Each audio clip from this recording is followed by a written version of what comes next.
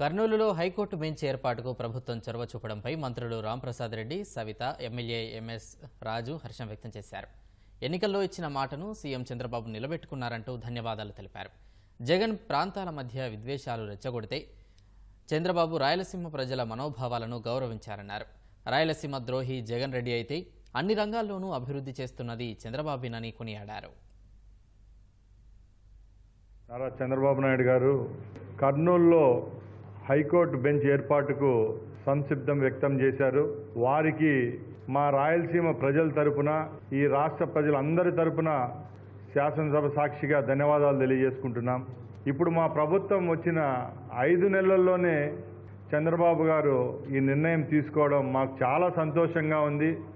జగన్మోహన్ రెడ్డి గారు ఆ రోజు జిల్లాలను, జోన్లను విభజించి ప్రజల మధ్య విద్వేషాలు రెచ్చగొట్టి ఆ రోజు పరిపాలిస్తే, ఇప్పుడు మా నాయకుడు పెద్ద మనిషి ఈ రాష్ట్రంలో ఎవరెవరికి ఏ విధమైన గౌరవం ఇస్తే రాష్ట్ర ప్రజల యొక్క మనోభావాలు దెబ్బతినకుండా సంతోషంగా ఉంటారనే విషయానికి తీసుకొని వచ్చి ఈరోజు ఈ శాసనసభలో ఈ ప్రకటన చేయడం మాకు సంతోషంగా ఉంది.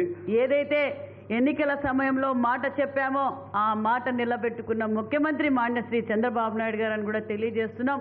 కర్నూలులో హైకోర్టు బెంచ్కు తీర్మానం జరిగింది. అదేవిధంగా ఈరోజు అసెంబ్లీలో కూడా తీర్మానం ఆమోదమైనందుకు కూడా నిజంగా చాలా ఆనందంగా ఉంది. ఎందుకంటే తరలిపోయిన పరిశ్రమలు మళ్ళీ మన రాయలసీమకు, రాష్ట్రానికి, రాయలసీమకు కూడా వస్తున్నందుకు కూడా చాలా ప్రజలు నిజంగా చాలా ఆనందంగా ఉన్నారు. ఎందుకంటే కొరియాలో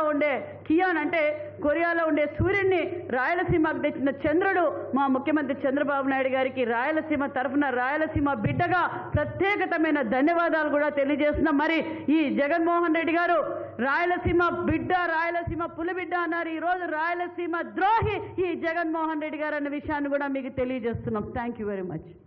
రాయలసీమలో హైకోర్టు బెంచ్ తీర్మానం చేయడం రాయలసీమ ప్రజాప్రతినిధిగా హర్షం వ్యక్తం చేస్తూ, గతంలో జగన్మోహన్ రెడ్డి ప్రాంతాల మధ్య విద్వేషాలు రెచ్చగొడుతూ ప్రజల మధ్య గొడవలు క్రియేట్ చేసే విధంగా 3 రాజధానులు ప్రకటించి ప్రాంతాల మధ్య విద్వేషాలు రెచ్చగొట్టడం జరిగింది. గౌరవ ముఖ్యమంత్రి చంద్రబాబు నాయుడు గారు అభివృద్ధి వికేంద్రీకరణతో అన్ని ప్రాంతాలని సమాంతరంగా అభివృద్ధి చేయడంలో లక్ష్యంగా అన్ని ప్రాంతాలను అభివృద్ధి చేస్తూ రాయలసీమలో ఎప్పటి నుంచో ఉన్నటువంటి డిమాండ్ని గౌరవిస్తూ, గతంలో చంద్రబాబు నాయుడు గారు ముఖ్యమంత్రిగా ఉన్నప్పుడు హైకోర్టు బెంచ్ పెట్టాలని సూత్రప్రాయంగా భావించడం జరిగింది.